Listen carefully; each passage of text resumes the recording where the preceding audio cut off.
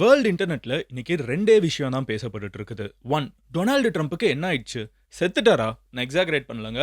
ட்விட்டர்ல போய் பாருங்க, நம்பர் ஒன் ட்ரெண்டிங்கே வந்து டொனால்டு ட்ரம்ப் செத்துட்டாராங்கிற ஒரு பர்டிகுலர் கேள்வி தான் எல்லா இடத்துலையும் வைரல் ஆகிட்டு இருக்குது. டொனால்டு ட்ரம்ப்புக்கு என்ன ஆச்சு? அவர் கையில் வந்து ஆல்ரெடி கொஞ்ச நாளாகவே ஒரு வீக்கம் இருந்துச்சு. அது ஒரு மாதிரி கன்னி போயிருந்துச்சு. அவருக்கு உடம்பு சரியில்லாமல் இருந்துச்சு. இதே நேரத்தில் நீங்கள் அமெரிக்காவில் இருக்கக்கூடிய ஒயிட் ஹவுஸ் பார்த்தீங்கன்னா ஹாஃப் ஹாய்ஸ்டில் வந்து ஃப்ளாக் பறந்துட்டு இருக்குது. டொனால்டு ட்ரம்ப்புக்கு என்ன ஆச்சு? உலகத்துக்கு இன்னும் சொல்ல போகிறாங்க கொஞ்ச நேரத்தில், ஆனால் இது யாருக்குமே தெரியல பாருங்க அப்படின்னு சொல்லிட்டு ஒரு பயங்கரமான ரூமர் வந்து வேர்ல்டு ஃபுல்லாக பரவிட்டு இருக்குது. எதனால இது நடந்துட்டு இருக்குது அப்படிங்கறத நம்ம பார்க்க போறோம். ரெண்டாவது விஷயம், டொனால்டு ட்ரம்ப் இறந்துட்டாரா அப்படின்னு கேட்டீங்கன்னா இல்ல, எனக்கு தெரிஞ்சது ரூமர் தான். இருந்தாலும் டொனால்டு ட்ரம்போட ஒரு முக்கியமான ஒரு வேலை இப்போ ஒரு ஆட்சிக்கு வந்ததுக்கு அப்புறம் என்ன பண்ணியிருக்காருன்னு பார்த்தீங்கன்னா, இந்தியா மேல 50% டாக்ஸ் போட்டது, பிரேசில் மேல 50% டாக்ஸ் போட்டது, இந்த மாதிரி உலகத்தில் இருக்கிற எல்லா கண்ட்ரியோடையும் பஞ்சாயத்து பண்ணார்ல. அவர் அப்படி பண்றதுக்கு அவருக்கு தகுதியே இல்லை அப்படின்னு சொல்லிட்டு அமெரிக்காவில் இருக்கிற ஒரு கோர்ட்டே சொல்லியிருக்குது. ஓகேவா? ஃபர்ஸ்ட் இது ஒரு ரூமர் தான், அவர் சாகல அப்படின்னு தான் நான் நினைக்கிறேன். இது வெளியே வந்து பார்த்தா தெரிஞ்சிடும் அவர் சாகல, இது ரூமர் தான் நினைக்கிறேன். பட் ரெண்டாவது, அவர் கொஞ்ச நாளுக்கு முன்னாடி போட்ட இந்த ஒரு ரூலிங் இருக்குல்ல, எல்லார் மேலேயும் டேக்ஸ், இந்தியா மேலே டேக்ஸ், நம்ம ரூபா வேலை விழுந்துட்டு இருக்குது, இதெல்லாம் நம்ம பேசியிருந்தோம்ல, அது அவர் பண்ணுறதுக்கு அவருக்கு அதிகாரமே கிடையாது. நாங்கள் இதை கேன்சல் பண்ணுறோம் அப்படிங்கிற ஒரு முக்கியமான அனௌன்ஸ்மெண்ட்டை யூஎஸில் இருக்கிற ஒரு கோர்ட் வந்து மேக் பண்ணியிருக்குது. அது என்ன அப்படிங்கிறத நான் உங்ககிட்ட டீட்டெயிலாக சொல்ல போகிறேன். பட் ஃபுல்லாக கேன்சல் ஆகலை, அதுக்கு டைம் கொடுத்துருக்காங்க. அக்டோபர் 15 வரைக்கும் டைம் கொடுத்துருக்காங்க. அதுக்குள்ளே ட்ரம்ப் நிறைய வேலையை பார்க்கலாம். அது என்னென்னங்கிறத நான் உங்ககிட்ட சொல்ல போகிறேன். மூணாவது விஷயம் என்ன அப்படின்னு பார்த்தீங்கன்னா, Indian prime minister Narendra Modi enters China after so many years. ஓகேவா? 5 வருஷமாக நம்ம பேச்சு வழக்கில் கூட சைனா கூட இல்லை. இப்போ இந்தியன் பிரைம் மினிஸ்டர் சைனாக்குள்ளே என்டர் ஆயிருக்காங்க. இங்கே ட்ரம்ப் இந்தியாவை அஃபெண்ட் பண்ண இந்தியா சைனா ரஷ்யாங்கிற டீம் பக்கம் போய்கிட்டே இருக்குது. என்ன நடந்துட்டு இருக்கு அப்படிங்கிறத உங்ககிட்ட நான் டீட்டெயிலாக சொல்ல ஆரம்பிக்கிறேன். முக்கியமான விஷயங்கள் நான் உண்மையிலே சொல்கிறேன். சினிமாவை விட எக்ஸைட்டிங்கான விஷயம் இன்னைக்கு ட்ரம்ப் இருக்கிற வரைக்கும் ஜியோ பொலிட்டிக்ஸ் தான். உண்மையிலே உலகத்தில் நடந்துட்டு இருக்கிற பஞ்சாயத்து தான். அந்த ட்ரம்ப்புக்கே இப்போ என்ன ஆச்சுங்கிறதுல ஆரம்பிச்சு, ட்ரம்ப் போட்ட சட்டம் ஏன் செல்லாதுன்னு அமெரிக்காவில் இருக்கிற கோர்ட்டே சொல்லுதுங்கிறதுல இருந்து, இவ்வளோ நாள் ஃப்ரெண்ட்ஸாக இருந்த இந்தியாவும் அமெரிக்காவும் கொஞ்சம் கொஞ்சமாக பிரிஞ்சு பிரிக்ஸ் அப்படிங்கிற ஒரு புது அமைப்பு ஃபார்ம் ஆகிறதுக்கு டெய்லி முக்கியமான விஷயங்கள் நடந்துட்டு இருக்குது. அதில் இன்னைக்கு இந்தியன் பிரைம் மினிஸ்டர் வந்து டைரெக்டாக சைனாவுக்குள்ளே போயிட்டாரு. இது என்ன நடந்துட்டு இருக்குங்கிற 3 விஷயத்தையும் உங்ககிட்ட டீட்டெயிலாக சொல்ல போகிறேன். பட் அதை பார்க்க ஆரம்பிக்கிறதுக்கு முன்னாடி இந்த மாதிரி வேர்ல்டு ஃபுல்லாக நடக்கக்கூடிய எல்லா விஷயத்தையும் நீங்கள் ரொம்ப சிம்பிளாக 10 நிமிஷத்தை தெரிஞ்சுக்கணும்னு நினைச்சீங்கன்னா சப்ஸ்கிரைப் பண்ணுங்க. அப்போ நான் next time again video post பண்றப்போ, நாளைக்கு நைட்டு போஸ்ட் பண்றப்போ அல்கோரிதம் உங்ககிட்ட கரெக்டாக கொண்டு வந்து சேர்க்கும். ஓகேவா? சப்ஸ்கிரைப் பண்ணி எம்ஜி ஸ்குவாட்ல சேர்ந்துட்டீங்கல்ல. இப்போ நான் உங்ககிட்ட எக்ஸ்பிளைன் பண்ண ஆரம்பிக்கிறேன். ஹலோ எவ்ரிவான், நான் Madan Gowri and hello my dear MG squad. First விஷயத்துலேருந்தே வர ஆரம்பிக்கிறேங்க. ட்ரம்ப் இறந்துட்டாரா அப்படிங்கிற ஒரு கேள்வி வந்து ஏன் ட்விட்டரில் இன்னைக்கு குளோபலாக நம்பர் 1ல ஓடிட்டு இருக்கு நம்ம பார்க்க ஆரம்பிச்சிடுவோம். ஃபர்ஸ்ட் விஷயம் என்ன அப்படின்னு பார்த்தீங்கன்னா, ட்ரம்ப்போட கையில் வந்து கொஞ்சம் நாளாவே வந்து லைட்டாக கண்ணி போயிருக்குங்க. இதுக்கு காரணம் என்னன்னு பார்த்தீங்கன்னா, ஒயிட் ஹவுஸ்ல இருந்து அஃபீஷியலாக சொல்லிட்டாங்க அவருக்கு உடம்பு சரியில்லை, அவருக்கு ஒரு நோய் இருக்குது அப்படின்னு சொல்லியிருக்காங்க. அது என்னன்னு பார்த்தீங்கன்னா, ஒரு பிரச்சனை இருக்குது. என்னன்னு பார்த்தீங்கன்னா, வயசாக வந்து நம்ம பிளட் வந்து வெயின்ஸ்ல தானே ஓடும். இந்த வெயின் வந்து பிளட்டை வந்து ஈக்குவலாக டிஸ்ட்ரிபியூட் பண்ணுற அளவுக்கு அதுக்கு கெப்பாசிட்டி இல்லாமல் போகும். Because of age. அவருக்கு வந்து 80 வயசுங்க, கிட்டத்தட்ட 80 வயசு. உலகத்திலேயே one of the oldest president வந்து டொனால்டு ட்ரம்ப். அமெரிக்கா வரலாற்றிலேயே ஓல்டஸ்ட் பிரசிடென்ட் டொனால்டு ட்ரம்ப். பார்க்கறதுக்கு ரொம்ப எனர்ஜியாக இருந்தாலும் வயசாயிடுச்சு. ஸோ அந்த வயோதிகத்தின் காரணத்தினால், ஓல்டேஜ் காரணத்தினால் அவருக்கு வந்து இந்த வெயின்ஸ் வந்து பிளட்டை வந்து பயங்கரமாக பம்ப் பண்ணுறது கிடையாது. ஸோ அங்கங்கே பிளட் வந்து தேங்குது. இது வந்து அந்த கையில் வந்து கண்ணி போகிற மாதிரி நம்ம பார்க்க முடியுதுன்னு ஒரு பிரச்சனை இவருக்கு ஆல்ரெடி இருந்திருக்குது. இது உடம்புல வந்து அவருக்கு பிளட் வந்து வெயின்ஸில் வந்து பிரச்சனை இருக்குங்கிறது இது ஒயிட் ஹவுஸ் அஃபீஷியலா ஆமா. ஏன்னா நிறைய மீட்டிங்ல வந்து பாத்தீங்கன்னா ஒரு கையில பாத்தீங்கன்னா இந்த இடம் கண்ணி போயிருக்கும். எதனால? ஒரு பிரசிடென்ட்க்கு ஏதாவது ஆக போகுதாங்கிறது வந்து ஒரு மிகப்பெரிய கொஸ்டின். அமெரிக்கன் பிரசிடென்ட்க்கு ஏதாவது ஆச்சுன்னா உலகம் ஃபுல்லா பாதிப்பு இருக்கும். ஏன்னா ஒரு உலகத்துல எல்லா கண்ட்ரியோடையும் பஞ்சாயத்து பண்ணிட்டு இருக்காரு. ஸோ எல்லாருக்கும் ஒரு கன்சர்ன் இருக்கப்போ ஒயிட் ஹவுஸ்ல இருந்தே சொன்னாங்க அவருக்கு உடம்பு சரி இல்லை அப்படிங்கிறத சொன்னாங்க. பட் அதை தாண்டி அவர் ரொம்ப எனர்ஜெட்டிக்கா இருக்காரு அப்படிங்கிறது எல்லாருக்கும் தெரியும். இருந்தாலும் இவரோட ஏஜ் சம்பந்தமாகவும் 80 வயசு இருக்கிறதுனால இவரோட வயசு சம்பந்தமாகவும் இவரோட உடம்போட ஹெல்த் கண்டிஷன் சம்பந்தமாகவும் நிறைய கேள்விகள் கேட்கப்பட்டு இருந்துச்சு. ஒரு 2 நாளுக்கு முன்னாடி அவங்களோட vice president, American vice president வந்து ஜேடி வான்ஸ், அவரோட வைஃப் கூட வந்து இந்தியன் வம்சாவளி தான். ஓகேவா? ஸோ அந்த ஜேடி வான்ஸ் அவர்கிட்ட வந்து ட்ரம்ப்புக்கு ஒருவேளை என்ன ஏதாவது ஆயிடுச்சுன்னா நீங்க பதவி ஏற்றுக்கிறதுக்கு ரெடியா இருக்கீங்களா அப்படின்னு கேட்டதுக்கு ஜேடி வான்ஸ் வந்து ஜென்ரலா இப்படி ஒரு கேள்வியை வந்து நம்ம பிரைம் மினிஸ்டரையோ சீஃப் மினிஸ்டரையோ பார்த்து கேட்டாங்கன்னா சுத்தி இருக்கிற மினிஸ்டர்ஸ்லாம் என்ன சொல்லுவாங்க? ஏங்க அப்பெல்லாம் பேசாதீங்க, அவர் எவ்வளவு மாசா இருக்காரு தெரியுமா அப்படிதானே பதில் சொல்லுவாங்க. ஆனா American vice president JD Vance என்ன பதில் சொல்லியிருக்காருன்னா, அப்படி எதுவும் நடந்துடக்கூடாது, ஒருவேளை அப்படி நடந்துருச்சு வந்துருச்சுன்னா, கடந்த ஒரு 10 மாசமா நான் வந்து வைஸ் பிரசிடென்ட்டா இருக்கேன். எனக்கு எல்லா ட்ரெய்னிங்கும் இருக்குது. அமெரிக்காவ வந்து உடனே ஒரு பதட்டத்தில விடாம என்னால வந்து டேக் ஓவர் பண்ணிக்க முடியும். அமெரிக்காவ வந்து என்னால நல்லா வழிநடத்த முடியும் அப்படிங்கிற ஒரு பதில வந்து ஜேடி வான்ஸ் வந்து ஒரு இன்டர்வியூல சொல்லியிருக்காரு. இதுதான் எல்லாத்துக்குமே வந்து ஒரு இந்த தீ இல்லாம புகையாதும்பாங்கல்ல. இந்த புகைய போட்டு விட்டது வந்து ஜேடி வான்ஸோட பதில் தான். நான் இப்பவுமே சொல்றேன். நீங்க பிரைம் மினிஸ்டர், பிரசிடென்ட் அளவுக்கு யோசிக்க வேணாம். வீட்ல யாராவது ஒருத்தங்க வயசானவங்க இருக்கிறப்ப யாராவது ஒருத்தங்க அவருக்கு ஒரு வேலைன்னா நம்ம என்ன சொல்லுவோம்? "ச்சீ அப்படி பேசாத" அப்படின்னு தானே சொல்லுவோம். யாராவது அவருக்கு அப்படி ஆயிடுச்சுன்னா, அடுத்து நான் என்ன பிளான் வச்சிருக்கேன்னு சொல்லுவோமா? அப்ப எப்படி அந்த மாதிரி ஒரு கான்வர்சேஷன் வரும்னா, உண்மையிலேயே அவருக்கு ரொம்ப உடம்பு பிரச்சனையா இருக்குது. அவர் இறந்து போறார். அந்த மாதிரி ஒரு நிலைமை இருந்துச்சுன்னா, இந்த மாதிரி கான்வர்சேஷன் வரும்ல. அப்ப இந்த ஒரு பதில வந்து ஜேடி வான்ஸ் குடுத்ததும், ட்ரம்ப் வந்து ஆல்ரெடி இந்த கையில உடம்பு சரியில்ல, அவருக்கு வந்து கொஞ்சம் வெயின்ஸ்ல பிரச்சனை இருக்குது அப்படின்னு சொன்னதும், எல்லாம் மிக்ஸ் ஆகி 3வதா நம்மளுக்கு எப்பவுமே வந்து மீம்ஸ் வந்து ஒரு ஜோன்ல சுத்திட்டு இருக்கும்ல. சிம்ப்சன் பிரெடிக்ஷன்ல வந்து ட்ரம்ப் இறந்துட்டாருன்னு ஒரு ஃபேக்கான சிம்ப்சன் பிரெடிக்ஷன் எடுத்து போட்டு விட்டாங்க. ஸோ, இப்போ சிம்ப்சன் பிரெடிக்ஷன்ல வந்து ட்ரம்ப் இறந்து போறாரு. ஜேடி வான்ஸ் வந்து அவர் பதவி ஏற்கிறதுக்கு ரெடியா இருக்கேன்னு சொல்லியிருக்காரு. அண்ட் இதுக்கு நடுவுல வந்து பார்த்தீங்கன்னா, அமெரிக்காவோட ஒயிட் ஹவுஸ்ல வந்து நேத்திக்கு ஃபிளாக வந்து ஹால்ஃப் ஹாய்ஸ்ட்ல வேற பறக்க விட்டுருக்காங்க. ஜெனரலா இப்போ எப்படி பண்ணுவாங்கன்னு பார்த்தீங்கன்னா, ஒரு பிரைம் மினிஸ்டர் இறந்துட்டாலோ, பிரசிடென்ட் இறந்துட்டாங்கனாலோ, இல்ல உலகத்துல வந்து ஒரு மிகப்பெரிய துர்சம்பவம் ஏற்படுத்துச்சுனாலோ, இந்த மாதிரி ஃபிளாக வந்து ஹால்ஃப் ஹாய்ஸ்ட்ல பறக்க வைப்பாங்க. நாங்க அவங்க கூட இருக்கோம். ஒரு ஆறுதலா இருக்கோம். ஒரு துக்கமான ஒரு விஷயம்ங்கிறத எஸ்டாப்ளிஷ் பண்றதுக்கு. இன்னைக்கு ஒயிட் ஹவுஸ்ல வந்து அவங்க ஃபிளாக் வந்து ஹால்ஃப் ஹாய்ஸ்ட்ல பறக்கிறத எல்லாரும் கனெக்ட் பண்ண ஆரம்பிச்சுட்டாங்க. பட் அதுக்கு காரணம் என்ன அப்படின்னு பார்த்தீங்கன்னா, ஒரு 2 டேஸ் முன்னாடி வந்து யுஎஸ்ல ஒரு கோர சம்பவம் ஏற்பட்டிருக்குது. 44வது முறையா வந்து இது நடக்குது. ஆனாலும் இது நடக்குது. அது என்னன்னு பார்த்தீங்கன்னா, ஒரு ஸ்கூலுக்குள்ள ஒரு பைத்தியக்காரன் வந்து துப்பாக்கிய கொண்டு போய் சுட்டுருக்கான். குழந்தைங்கள கொன்னு சாவடிச்சிருக்கான்.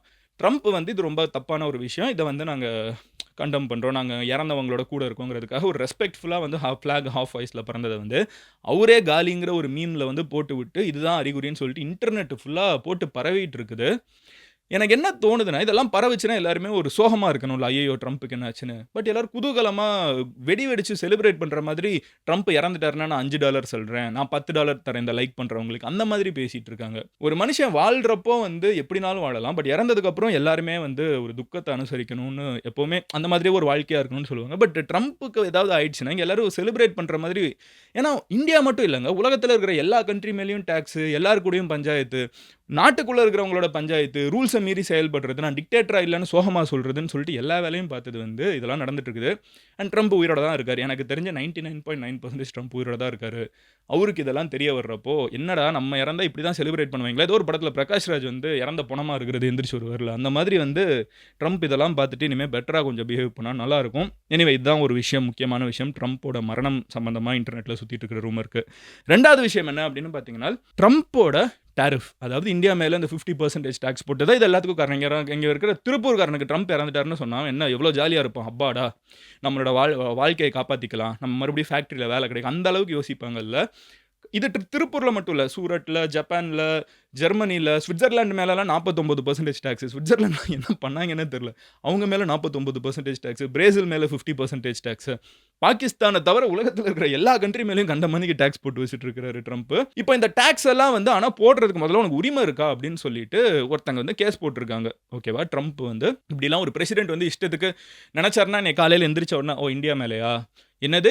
ஆப்பரேஷன் சிந்தூர நான் நிறுத்தி வைக்கலையா? இந்தியா, பாகிஸ்தான் போற நான் நிறுத்தி வைக்கலன்ட்டாங்களா? அப்ப அவங்க மேல டாக்ஸ போடுன்னுலாம் பேசிட்டு இருக்கலாமா? அப்படின்னு கேட்கறதுக்கு, அமெரிக்கன் கோர்ட் வந்து அப்படிலாம் பேசக்கூடாது. உங்களோட உரிமையில வந்து உங்களோட சட்டத்துல நீங்க பிரசிடென்ட்டாவே இருந்தாலும், உங்களுக்குன்னு சில பவர் தான் இருக்குது. இந்த பவர் இருக்குல்ல, to easily put tax on any country. இஷ்டத்துக்கு இந்த கண்ட்ரி மேல 50% டாக்ஸ். உன்னை எனக்கு பார்க்க பிடிக்கல. உன் மேல 20% டாக்ஸ். உன்னை பார்க்க பிடிச்சிருக்குது. உன் மேல 10% டாக்ஸ். இப்படிலாம் இஷ்டத்துக்கு போடுறதுக்கு பிரசிடென்ட்டுக்கே பவர் கிடையாது. பிரசிடென்ட்டுக்கே இந்த பவர் இல்லங்கிறதுனால, நீங்க போட்ட டாக்ஸ் எல்லாம் செல்லாது அப்படின்னு அமெரிக்கால இருக்கிற ஒரு கோர்ட் சொல்லியிருக்குது. ஓகேவா? இந்த கோர்ட் சொன்னது மட்டும் இல்லாம, என்ன சொல்லியிருக்காங்கன்னு பார்த்தீங்கன்னா, அக்டோபர் 15ஆம் தேதி வரைக்கும் உனக்கு கெடு குடுக்குறேன். அதுக்குள்ள நீ சுப்ரீம் கோர்ட் போய், நான் சொன்ன சட்டத்த நீ மாத்தி எடுக்கிறேன்னா எடுத்துக்கோ. நீ மாத்தலேன்னா, நீ சொன்னது செல்லாது. நீ வாங்குன டாக்ஸ் எல்லாம் திருப்பி அமெரிக்கா மக்கள் கிட்ட குடு. ஏன்னா நம்ம 50% இந்தியா மேல டாக்ஸ் போட்டாங்கன்னா, இந்தியன் ப்ராடக்ட் அமெரிக்கால வாங்குறவங்க மேலலாம் 50%. ஸோ அவங்க காசெல்லாம் நீ திருப்பி குடு. நீ வாங்குனதே தப்பு. அப்படின்னு பில்லியன்ஸ் ஆஃப் டாலர்ஸ் நீ அமெரிக்கா மக்களுக்கு ரீஃபண்ட் பண்ணு. இந்தியா கிட்ட நீ இப்படி டாக்ஸ் போட்டதே தப்பு. வேர்ல்டுல இருக்கிற நிறைய கண்ட்ரீஸ் மேல நீ டாக்ஸ் போட்டிருக்க கூடாது. அப்படி இப்படின்னு சொல்லிட்டு கொஞ்சம் காட்டமா ஒரு மெசேஜ வந்து கோர்ட் சொல்லியிருக்குது. ட்ரம்ப்போட சோஷியல் ட்ரூத் அப்படிங்கிற ஒரு சோஷியல் மீடியா இருக்குது. அவர் ட்விட்டர்லாம் யூஸ் பண்ண மாட்டார். அவர் எங்கே யூஸ் பண்ணாலும் அவர் வெளியே அனுப்பிச்சிடுறாங்க. அவர் அதுக்குன்னே ஒரு தனியாக ஒரு சோஷியல் மீடியா ஆரம்பிச்சுக்கிட்டார். நான் தான் இந்த காட்டுக்கு ராஜான்னு. அந்த சோஷியல் மீடியாவில் ஒரு பெருசாக ஒரு ரைட் அப்பில் வந்து நான் சுப்ரீம் கோர்ட்டு போவேன், நான் யாருன்னு நினச்சேன், நான் பிரசிடென்ட், நான் அங்கே போய் உன்னை ஜெயிச்சு காமிக்கிறேன் பாரு அப்படி இப்படின்னு கத்திருக்காரு. ஸோ சுப்ரீம் கோர்ட்டுக்கு அவருக்கு போகிறதுக்கு இன்னும் அக்டோபர் 15 வரைக்கும் டைம் இருக்குது. சுப்ரீம் கோர்ட்டும் அவர் பண்ணது தப்பு, அவருக்கு உரிமை இல்லை, அவங்களோட சட்டப்படி அமெரிக்காவில் ட்ரம்ப்புக்கு உரிமை கிடையாது, அதை மீறி தான் அவர் இதெல்லாம் பண்ணிட்டு இருக்காரு. இப்போ சுப்ரீம் கோர்ட்டும் அதை சொல்லிடுச்சுனால் இந்த டாக்ஸ் எல்லாம் பின்னாடி போயிடுங்க. இந்தியா மேலே டாக்ஸை ட்ரம்ப்னால போட முடியாதுன்னு அமெரிக்காவில் இருக்கிற கோர்ட்டில் இருக்கிற ஜட்ஜு வந்து நம்மளுக்காக டிக்ளேர் பண்ண வாய்ப்பு இருக்குது. ஏன்னா அது ட்ரம்ப்புக்கு பவர் இல்லை, இந்தியாவுக்கு ஃபேவர் பண்ணணும் இல்லை, ட்ரம்ப்புக்கே அந்த பவர் இல்லைங்கிறதுனால இது நடக்குமா நடக்காத நம்ம வெயிட் பண்ணி பார்க்கணும். இன்ஃபேக்ட் அவங்க 15ஆம் தேதி அக்டோபர் 15 இன்னையிலேருந்தே உனக்கு இந்தியாவுக்கு டாக்ஸ் போடக்கூடாதுன்னு சொல்லலாம். அக்டோபர் 15 வரைக்கும் அவங்க டைம் கொடுத்தது அதுக்குன்னா நீ சுப்ரீம் கோர்ட்டு போய் பேசிக்கோ, என்கிட்ட சட்டம் கேட்டேன்னா நீ செஞ்சது தப்புன்னு நான் சொல்லுவேன் தான் இங்கே இருக்கிற ஜட்ஜே சொல்லியிருக்காங்க. இது அடுத்து அமெரிக்காவில் இருக்கிற சுப்ரீம் கோர்ட்டுக்கு போய் சுப்ரீம் கோர்ட்டில் இருக்கிற ஜட்ஜு வந்து முக்கால்வாசி பேர் ட்ரம்ப்போட ஆளு தான். அவங்களும் ஆனால் வந்து நீ சட்டப்படி செஞ்சது தப்பு தானப்பா அப்படின்னு சொல்லிட்டாங்கன்னா இந்த டாக்ஸ் எல்லாமே வந்து ரிவர்ஸ் ஆகிடும். இந்தியாவில் வந்து மறுபடியும் வெடி எல்லாம் வெடிச்சு செலிப்ரேட் பண்ணி ஷேர் மார்க்கெட் எல்லாம் ஏற்றிடுவாங்க. சைனா ரொம்ப காண்டாயிடுவாங்க, என்னடா மறுபடியும் விளையாடுறீங்களா அப்படின்னு. பட் எனிவே அடுத்த விஷயம் என்ன அப்படின்னு பார்த்தீங்கன்னா, என்ன சொல்லிட்டு இருக்காரு ட்ரம்ப், நம்ம மேலே இவ்வளோ டாக்ஸ் போடுறதுக்கான காரணம் என்ன? ரஷ்யா கிட்டேருந்து நீங்கள் எண்ணெயை வாங்குறீங்க, அதனால பெட்ரோல் டீசல்லாம் ரஷ்யா கிட்டேருந்து வாங்குறீங்க, அதனால ரஷ்யாவுக்கு காசு வருது, அந்த காசை வச்சு தான் உக்ரைன் அடிக்கிறான், உக்ரைனில் இருக்கிற மக்களெல்லாம் சாகடிக்கிறதுக்கு காரணம் வந்து இந்தியாவோட கையில் இருக்கிற ரத்தம்னு தானே ட்ரம்ப் சொல்லிட்டு இருக்காரு. ட்ரம்ப்புக்கு ஒரு புது சர்ப்ரைஸ் இருக்குது. உக்ரைன் வந்து ரெசிஸ்ட் பண்ணுறாங்கல்ல, உக்ரைன் வந்து இந்த சைடு வந்து போரை வந்து தடுத்து டிஃபெண்ட் பண்ணிருக்காங்கல்ல அவங்க நாட்டை. உக்ரைனுக்கு உலகத்திலேயே அதிகமாக டீசல் சப்ளை பண்ணிருக்கிறது இந்தியா. எப்படி அப்படியே மைக் ட்ராப் மாதிரி இருக்கா? 15% of Ukraine's diesel comes from India. நம்ம வந்து உக்ரைனோட ரெசிஸ்டன்ஸ்க்கு சப்போர்ட் பண்ணிட்டு இருக்கோம். இது ட்ரம்ப்புக்கு எப்படி கண்ணில் படாமல் போகுதுன்னு தெரியல. படும் வெளியே சொன்னால் வந்து டேக்ஸ் போட முடியாதுன்னு ஆள் வந்து காரணத்தை தப்பிச்சு ஓடிட்டு இருக்காரு. அண்ட் இது ஒரு முக்கியமான விஷயங்க. ஈஸியாக நம்ம மேலே வந்து பழிய போட்டாங்களா, ரஷ்யாவுக்கு காசு கொடுக்குறோம், ரஷ்யாவுக்கு வச்சுறோம். ரஷ்யாவுக்கு காசு கொடுத்து வாங்குற ஃபியூவலை வந்து வாங்குற ஆயிலை வந்து நம்ம மறுபடியும் உக்ரைனுக்கு டீசலை வந்து நம்ம வித்துட்டு இருக்கோம். உக்ரைனியா நம்ம கிட்டேருந்து வாங்குவாங்க, கம்மியான விலைக்கு எங்கே கிடைக்குதோ அங்கே தானே உக்ரைனும் வாங்குவாங்க. அப்போ கம்மியான விலைக்கு உக்ரைனுக்கு டீசல் கொடுக்குறது யாரு? நம்ம. அவங்க போடுற பீரங்கிக்கு போகிற டீசல்லேருந்து எல்லாமே நம்ம கொடுக்குறது. ஸோ இது வந்து ஒரு முக்கியமான ஒரு விஷயம், இதை நம்ம கவனிக்கணும். ட்ரம்ப் வந்து இதை ஏன் சொல்கிறேன்னு பார்த்தீங்கன்னா, ட்ரம்ப் வந்து இந்தியா வந்து ரஷ்யாவோட ஆயிலை வாங்குறதுனால தான் பிரச்சனைன்னு சொல்கிறாருல, அது முழுக்க முழுக்க ஈகோ பிரச்சனையே தவிர அது ஆயில் பிரச்சனையே கிடையாது. ட்ரம்ப்போட ஒரே பிரச்சனை வேர்ல்டு ஃபுல்லாக இது தெரியும், ட்ரம்ப் ஒத்துக்க மாட்டார் ஈகோனால, எல்லாருக்குமே தெரியும். ட்ரம்ப்பை பொறுத்தளவுக்கு இந்தியாவும் பாகிஸ்தானும் ஒரே நேரத்தில் நீங்கள் தான் அமைதி பிரபு, நீங்கள் தான் எங்களோட தலைவன், நீங்கள் சொன்னதுனால தான் எங்கள் போரை நிறுத்திட்டோம், இத்தனை 1000 வருஷம் எங்களுக்குள்ள நடுவில் பிரச்சனை இருக்குது, நீ சொன்ன உடனே நாங்கள் நிறுத்திட்டோம் தலை அப்படின்னு சொல்லணும்னு சொல்லி ட்ரம்ப் சொன்னார். உங்களுக்கு ஒரு கேள்வி இருக்கும், இந்தியாவுக்கும் பாகிஸ்தானுக்கு எப்படி மாதிரி 1000 வருஷம் பிரச்சனை இருக்கும், நம்ம நாடு உருவாகி இன்னும் 100 வருஷம் கூட ஆகலை அப்படின்னு கேட்டிங்கன்னா, ட்ரம்ப்போட வார்த்தை இது, அவரோட லாஜிக்கெல்லாம் நம்ம விட்டுருவோம். அப்படி என்ன சொல்கிறேன்னா, இத்தனை வருஷம் பிரச்சனையை வந்து நான் சால்வ் பண்ணி கொடுத்துட்டேன்னு என்கிட்ட வந்து 2 பேரும் சொல்லுங்கன்னதுக்கு பாகிஸ்தான் வந்து ஆமாம் ஜாமி நான் சொல்கிறேன் ஜாமி அப்படின்னு கூட வந்துட்டாங்க. இந்தியா இருந்துக்கிட்டு அப்படிலாம் சொல்ல முடியாது போடா அப்படின்ட்டாங்க. இந்த ஈகோனால தான் ட்ரம்ப் இதெல்லாம் பண்ணிட்டு இருக்காரு. இந்த ஆயில், உக்ரைனு, ரஷ்யா இதெல்லாம் சும்மா கிம்மிக்கு தான். நாளைக்கே போர் நின்னாலும் நம்ம மேலே டேக்ஸ் எல்லாம் எடுக்கிறதுக்கு ட்ரம்ப் முன் வர மாட்டார். ட்ரம்ப்புக்கு இருக்கிறது ஈகோ பிரச்சனை, இதை நல்லா தெரிஞ்சுப்போம். போர் நாளைக்கு நின்றுச்சுன்னா இதெல்லாம் முடிஞ்சிருமான்னு கேட்டிங்கன்னா முடிய வாய்ப்பே கிடையாது. இன்னும் நம்ம மேலே வேறு ஏதாவது காரணத்தை சொல்லி டேக்ஸ் போட்டுட்டு தான் இருப்பார். அது அவங்க கோர்ட்டில் வந்து சேலஞ்ச் பண்ணி இன்றைக்கி ரிமூவ் பண்ணுறது தான் ஒரே வழி. அதை வந்து சரியான போக்கில் போயிட்டு இருக்குது. லோவர் கோர்ட் வந்து டிஸ்மிஸ் பண்ணிடுச்சு, இந்த டேக்ஸ் போடுறதுக்கு உரிமையே கிடையாது ட்ரம்ப்புக்குன்னு. சுப்ரீம் கோர்ட் போகிறப்போ நம்மளுக்கு இன்னும் லாங்கராக ரெசல்யூஷன் கிடைக்க வாய்ப்பு இருக்குது. எனிவே லாஸ்ட் விஷயம் என்னன்னு பார்த்தீங்கன்னா, இதை பற்றி நான் நாளைக்கு வீடியோவில் டீட்டெயிலாக பேசுகிறேன். Because I think something big will happen here. Indian prime minister Narendra Modi வந்து ஜப்பான் போயிருந்தாங்கன்னு நம்ம பேசியிருந்தோம். அங்கே ரொம்ப வார்மான ஒரு வெல்கம் வந்து பிரைம் மினிஸ்டருக்கு கிடச்சிருக்குது. அங்கே இருக்கிற கவர்மெண்ட் டூ ஹாப்பி, எல்லாம் சரி. ஆனால் அங்கேருந்து அவர் அடுத்து போகக்கூடிய ஸ்பாட்டு தான் முக்கியமான விஷயம். And that place is China. Indian prime minister, இங்கே நிறைய பேர் வந்து கமெண்ட் செக்ஷனில் இந்தியன் பிரைம் மினிஸ்டர்னு நீ பேசுகிற, அப்படி அது பிரைம் மினிஸ்டர்னு நான் பேசுகிறப்ப இது பிஜேபி, இது வந்து டிஎம்கே, இது ஏடிஎம்கே, இது காங்கிரஸ் அப்படின்லாம் சில பேர் கமெண்ட் செக்ஷனில் பேசுகிறத பார்க்க முடியுது. தயவு செஞ்சு ஒரு புரிஞ்சுக்கோங்க, என்னோட சீஃப் மினிஸ்டர் எம்கே ஸ்டாலின் தான். No matter which party I support, அவங்க தான் சீஃப் மினிஸ்டர். என்னோட பிரைம் மினிஸ்டர் நரேந்திர மோடி தான். No matter which party I support, அவங்க தான் பிரைம் மினிஸ்டர். தமிழ்நாட்டுக்குள்ளே 1000 பிரச்சனை இருக்கலாம், தமிழ்நாட்டை தாண்டி போனால் நம்மளோட சீஃப் மினிஸ்டர் தான் நம்மளை ரெப்ரசென்ட் பண்ணும்.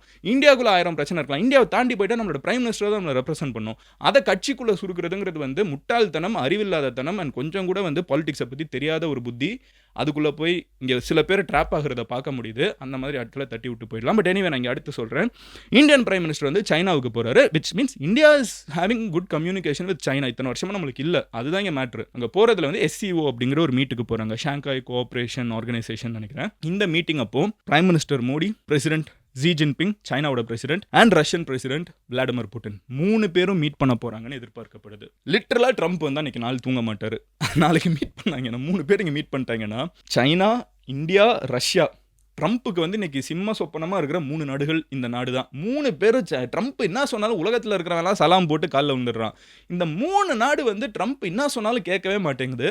ஈரான் மாதிரி இவங்களை ஊதியும் தள்ள முடியாது, ரொம்ப ஸ்ட்ராங்காக இருக்காங்க, பெரிய பெரிய கண்ட்ரிஸு. 3 பேரோட தலைவர்களும் ஒன்றா ஈக்குவலாக ஒரு இடத்துல மீட் பண்ணுறாங்கிறது உண்மையிலே ட்ரம்ப்புக்கு பெரிய தலைவலியாக இருக்க போகுது. அந்த மீட்டிங்கில் என்ன பேசுகிறாங்க, என்ன நடக்குதுங்கிறது எல்லாத்தையும் நான் நாளைக்கு உங்ககிட்ட சொல்கிறேன். பட் இதுதாங்க ஓவரால் இன்றைக்கி நடந்த விஷயம். இட்ஸ் அ கிரேசி டேங்க, சீரியஸாக சொல்கிறேன். எனக்கு இப்போலாம் அதான் தோணுது, மக்களுக்கு வந்து நிறைய பேர் வந்து இப்போ சினிமாலாம் முன்ன மாதிரி பார்க்குறதில்ல, கம்மியாகுதுங்கிற. நான் என்ன நினைக்கிறேன்னா, இப்போ தான் வேர்ல்டில் இருக்கிற அஃபேர்ஸ் எல்லாம் பார்க்குறப்போ சினிமாவை எல்லாத்தையும் விட பெருசாக இருக்குங்கிறது இப்போ தான் நம்மளுக்கு கொஞ்சம் கொஞ்சமாக தெரிய வர ஆரம்பிக்குதுன்னு நினைக்கிறேன். முதல்ல இதெல்லாத்தையும் ஒரு புக்கில் போய் அடக்கி வச்சிருவாங்க. யார் புக்கு வாசிப்பாங்கன்னு பார்த்தீங்கன்னா, நல்ல புக்கு வாசிக்க தெரிகிறவங்க, நல்ல லெட்டர்ஸை கூட்டி. எல்லாருனாலையுமே புக்கு வாசிக்க முடியாது, கரெக்டாக. ஏன்னு சொல்கிறேன்னா, கல்வி இல்லைங்கிறதுக்காக சொல்ல, அதுக்கான பொறுமையோ அதுக்கான மைண்ட் செட்டோ இல்லை. இன்றைக்கி எல்லாமே வந்து யூடியூப்பில் வந்து சேர்றப்போ நாலேஜ் கன்சம்ஷன் அதிகமாகுதுங்கிறத நான் ரொம்ப ஸ்ட்ராங்காக நம்புகிறேன். So I think that's why சினிமாவாக இருக்கட்டும், கிரிக்கெட்டாக இருக்கட்டும், எல்லாத்தோட கொஞ்சம் மவுசும் கம்மியாகி வேர்ல்டு பாலிடிக்ஸ் அதிகமாக பார்க்கப்படுது, இன்டர்நேஷ்னல் அஃபேர்ஸ் அதிகமாக பேசிகிட்டு இருக்கோம். ஒருத்தன் ஆண்டிப்பட்டியில் உட்காந்துக்கிட்டு அமெரிக்காவில் என்ன நடந்துட்டு இருக்குங்கிறத யோசிக்க ஆரம்பிக்கிறான். மதுரையில் பிறந்த ஒருத்தன் வந்து கூகுளோட சிஇஓவாக மாற முடியும். இதெல்லாம் வந்து இன்டர்நேஷ்னல் அஃபேர்ஸோட ஒரு க்ரோத்தாக நான் பார்க்குறேன். அது இன்டர்நெட் கண்டிப்பாக பூஸ்ட் பண்ணிருக்குது. That's a good thing. But anyway, இதன் மாதிரி நீங்கள் வேர்ல்டு ஃபுல்லாக நடக்கிறத டெய்லி 10 நிமிஷத்தில் தெரிஞ்சுக்கணும்னு நினச்சிங்கன்னா சப்ஸ்கிரைப் பண்ணி எம்ஜி ஸ்குவாடில் சேருங்க. Love you all, take care. நாளைக்கு இன்னொரு வீடியோவில் பார்க்குறேன். நீங்கள் பர்சனலாக நான் ஃபாலோ பண்ணும், வேறு ஏதாவது டாபிக் சஜஸ்ட் பண்ணணும்னு நினச்சிங்கன்னா இன்ஸ்டாகிராம், ட்விட்டர் ஆர் லிங்க்டின் எங்கனாலும் மதன் கௌரின்னு சொல்லி சர்ச் பண்ணுங்க. It's verified profile. நீங்கள் ஈஸியாக என்னை ஸ்பாட் பண்ண முடியும். அங்கே வந்து எங்கிட்ட டிஎம்மில் அடுத்து நான் என்ன பேசணுங்கிறத சொல்லுங்கள். இங்கே இந்தியா டீம் ட்ரம்ப்பாக இருக்கணுமா, ஒரு வேளை சலாம் போட்டு போயிடலாமா, அதன் நம்மளுக்கு நல்லது தானே அப்படின்னு யோசிச்சிங்கன்னா டீம் ட்ரம்ப்னு சொல்லுங்கள். இல்லை இந்தியா வந்து ப்ரோ பிரிக்ஸாக தான் இருக்கணும், இப்போ போயிட்டுருக்கிற பாதை சரின்னு தான் நினச்சிங்கன்னா டீம் பிரிக்ஸ்ன்னு சொல்லுங்கள். உங்களோட கமெண்ட்ஸை பார்க்குறதுக்கு நான் வெயிட் பண்ணிருக்கேன். Love you all, take care, bye. Cheers எம்ஜிஸ்.